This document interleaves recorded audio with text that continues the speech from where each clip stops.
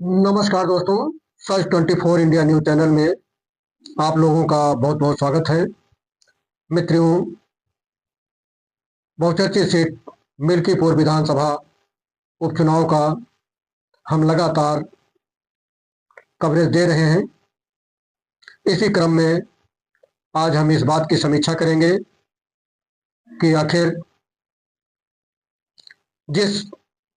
PDA के नारे के बलबूते सपा इतना बड़ा चुनाव फतह करने की तैयारी कर रही थी, आखिर उस नारे को बीजेपी ने कौन सी हिकमत लगाई कि पीडीए का नारा धुआं की तरह उड़ गया और बीजेपी को विजय ही नहीं बल्कि महाविजय हासिल हुई और बीजेपी ने लोकसभा चुनाव में अयोध्या की हार का बदला मिल्कीपुर विधानसभा उपचुनाव जीतकर ले लिया। बहुचर्चित मिल्कीपुर विधानसभा उपचुनाव में बीजेपी को मिली विजय 2027 में एक बार पुनः उसकी वापसी का संकेत माना जा रहा है, क्योंकि जिस पीडीए के नारे के बल पर सपा 2027 में वापसी करना चाहती थी, उसको ध्वस्त करते हुए बीजेपी ने बता दिया कि नहीं, विधानसभा चुनाव में पीडीए नहीं बल्कि उसका रास्ता दूसरी तरफ से जाता है। आइए सबसे पहले हम जानते हैं कि आज जो मतगणना हुई तो मतगणना में किसको कितना मत मिला। बीजेपी की तरफ से जहां चंद्रभान पासवान उम्मीदवार थे, उन्हें 1,46,397 मत हासिल हुआ। वहीं सपा की तरफ से प्रत्याशी यहाँ के सांसद अवधेश प्रसाद के पुत्र अजीत प्रसाद थे, जिन्हें 84,687 मत हासिल हुआ। वहीं एएसपी से सपा के बगावती नेता सूरज चौधरी मैदान में थे, जिन्हें 5,459 मत मिले।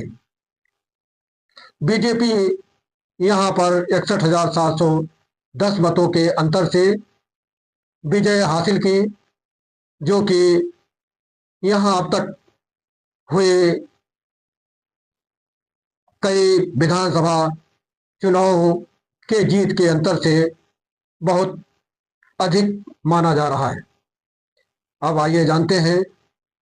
कि यहाँ पर कुल कितने मतदाता हैं। यहाँ पर कुल मतदाताओं की संख्या लगभग 3.5 लाख है, जिनमें से दलित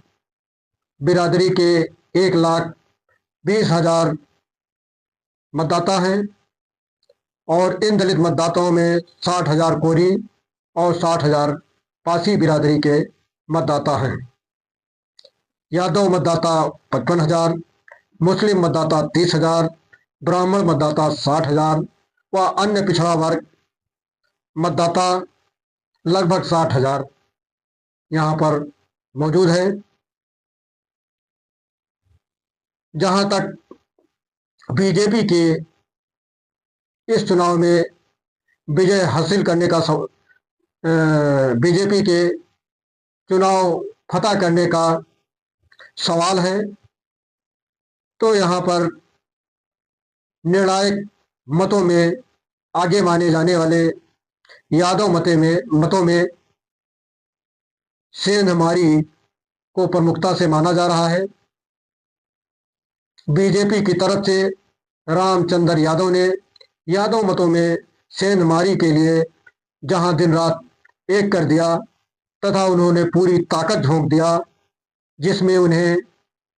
ज्यादा नहीं तो कुछ न कुछ आंशिक ही सही उनको सफलता हासिल हुई, जो बीजेपी के जीत के परिणाम के रूप में सामने आई। दूसरी तरफ नाराज मतदाताओं को मनाने के लिए जहां खब्बू तिवारी ने पूरी ताकत लगाई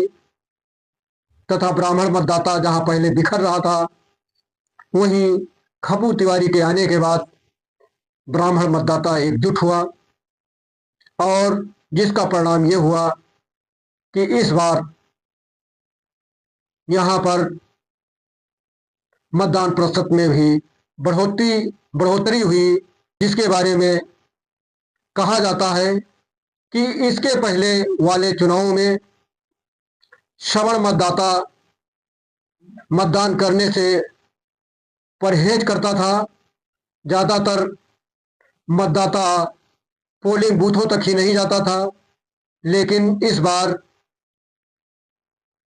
योगी सरकार